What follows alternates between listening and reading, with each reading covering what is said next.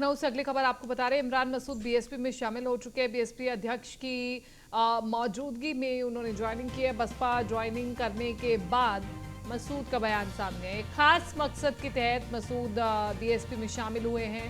अखिलेश यादव ने वादों को पूरा नहीं किया, कांसीराम जी के मिशन को आगे बढ़ाएंगे।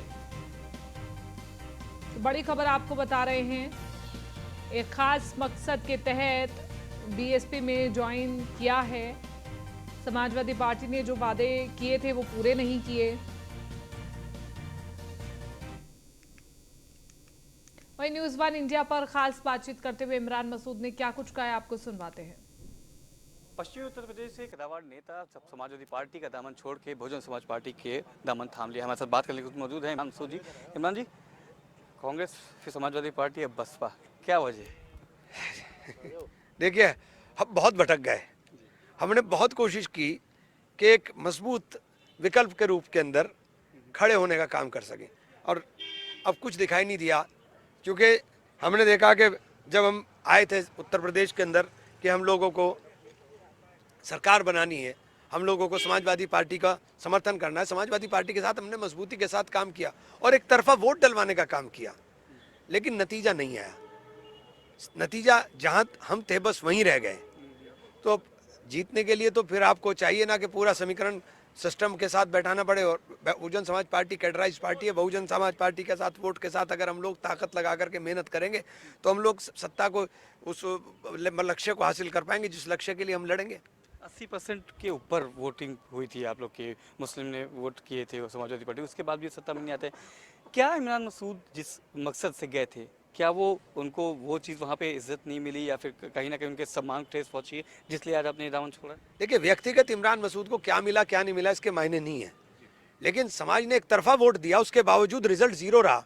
केवल वही सीटें जीत पाई जिन सीटों पर हम थे। जहाँ आप थे वहाँ क्यों नहीं जीत पाए हम लोग? आपके वोट के जहाँ हमें मिलकर के वो जीतना चाहिए था वहाँ क्यों नहीं जीते? क्यों हम लोग सरकार नहीं बना पाए, जबकि एक तरफा वोट डालने का काम किया? अगर इतना ही वोट बहुजन समाज पार्टी में डाला होता तो उत्तर प्रदेश में 2/3 बहुमत की सरकार होती। एक चीज़ और, अभी उपचुनाव हुए थे दो, आजमगढ़ और रामपुर। आप लोग का गढ़ माना जाता था, मुस्लिम वहाँ वोट बैंक अच्छा था। बहन जी ने गुड्डू जमाली को बताया, बढ़िया उन्होंने फाइट दी और बीजेपी कहीं ना कहीं दोनों जगह जीत गई। तो ये मानते हैं कि समाजवादी पार्टी का जो माना जाता था कि MY फैक्टर जो चलता है, मुस्लिम और यादव का फैक्टर चलता है, वो कहीं ना कहीं अब कमजोर पड़ता नजर आ रहा है। देखिए, वाई रहे तब ना, वाई तो नहीं रहता ना, दिक्कत यही हो गई ना। अब MEA में रह गया, अब हमें MEA में रह गए तो फिर भाई गायब होगा तो यही होगा। देखिए, कोई उनके किसी बात के कोई मायने नहीं है। आप उसके कोई मायने नहीं। आपकी कैबिनेट में एक भी मिनिस्टर कैबिनेट का नहीं है। आप इतनी बड़ी आबादी को एक छोटे से, वो भी राज्य मंत्री बना करके रिप्रेजेंट करा रहे हो। आपका क्या देना चाहते हो? आप तो देना नहीं चाहते, उनके बारे में बात करना बेकार है।